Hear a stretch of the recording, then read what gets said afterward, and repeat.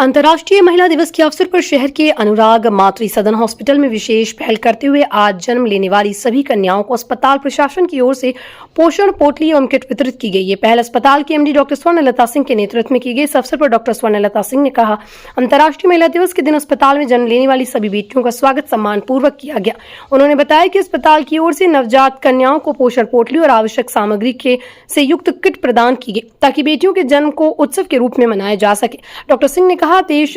महिलाओं के सशक्तिकरण के लिए केंद्र और राज्य सरकार द्वारा अनेक योजनाएं संचालित की जा रही, जो महिलाओं को आत्मनिर्भर बनाने में महत्वपूर्ण भूमिका निभा रही हैं।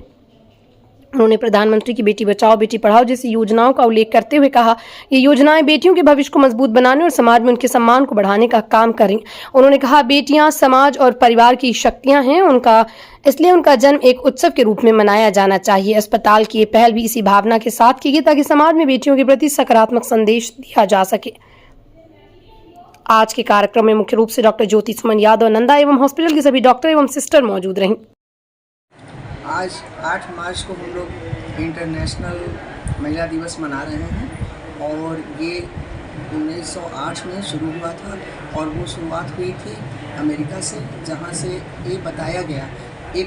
हम लोग इसलिए मनाते हैं कि ये जानते हुए कि हमारी जिम्मेदारियाँ क्या हैं, मेरी उपलब्धि क्या है और जिम्मेदारियों को समझते हुए आगे कैसे बढ़ना है। और इसी चीज़ के लिए हम लोग आज महिला दिवस मना रहे हैं, जबकि हम लोग ये जानते हैं कि हम लोग हर क्षेत्र में आगे हैं, चाहे वो कला का क्षेत्र हो, खेल कूद का मैदान हो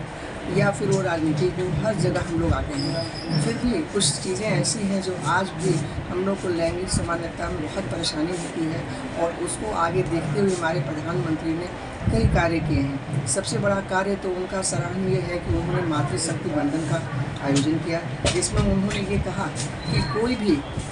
चाहे वो राज्यसभा हो चाहे लोकसभा हो, हर जगह लड़कियों को 33% का उन्होंने महिलाओं को आरक्षण दिया और इस तरह से महिलाएं और दिन प्रतिदिन आगे बढ़ रही हैं। और लेकिन सबसे बड़ी बात यह है कि एक महिला को एक घर की जिम्मेदारी माँ की तरह ममता का उन्होंने पालन उनका करना ही करना है, साथ साथ उनको अपनी ज़िंदगी में सब कुछ आगे बढ़ते हुए देखते रहना है। और इसी तरह से हमारे प्रधानमंत्री ने नारी शक्ति, नारी सुरक्षा और नारी स्वावलंबन का भी आह्वान किया है कि किस तरह से नारी की शक्ति को हम लोग समझ रहे हैं छोटा, लेकिन ये शक्ति छोटी नहीं है और कैसे उसको हम सम्मान देंगे। नारी को घर में जो सम्मान नहीं मिलती है, लड़कों से हमेशा उनका डिस्पैरिटी रहता है कि नहीं ये वो नहीं कर सकती हैं, ऐसी कोई बात नहीं है। और स्वावलंबन होने के उन्होंने कई तरह की योजनाएं बनाई हैं, जैसे कि इस समय सखी योजना बना हुआ है और स्टार्टअप जितने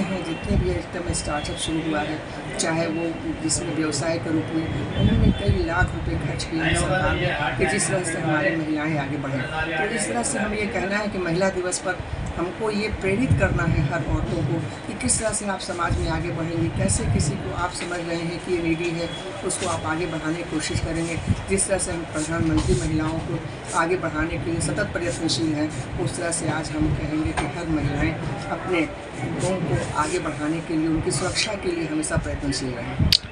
मदर तेरेसा में इतने गरीब लोग रहते हैं कि हमेशा ही हमारा ये एक मन में था कि किसी तरह से जितने गरीब लोग हैं उनको चाहे अगर ज़रूरत हो, किसी तरह के खाने पीने की ज़रूरत हो या उनको किसी तरह से एक मेडिकल एड की ज़रूरत हो, तो डॉक्टर होने के नाते मैंने हमेशा उन लोगों की रक्षा की है, हमेशा उनके पास जाना मेरा होता है और उन गरीब लोगों को हर समय जो चीज़ भी उनको कमी होती है हमारे तरफ से उनको दिया जाता है। युवा पीढ़ी को कोई संस्कार नहीं मिल पा रहा है कि कैसे किसी को मदद की जाए। आजकल युवा पीढ़ी सिर्फ अपने में व्यस्त है, किसी को और को देखने में उनका ज़्यादा समय नहीं लगता है। कारण है कि आजकल कोई संस्कार दे नहीं पा रहा है,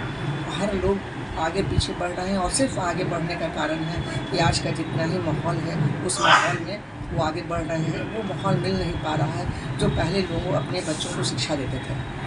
आज की युवाएं हमारे नहीं आगे बढ़ेंगी शिक्षा में आगे बढ़कर, फिर भी उसके साथ ही साथ इस चीज़ को देखना है कौन अमीर है कौन गरीब है, कहाँ हमें शिक्षा देना है, कैसे कोई आदमी किस तरह से पीड़ित है उसको कैसे हमें सहयोग करना है, ये हमेशा बताते रहना है अपने बच्चों को। तभी बच्चे भी आगे बढ़ेंगे अगर हम उनको आगे बढ़ने की शिक्षा देंगे।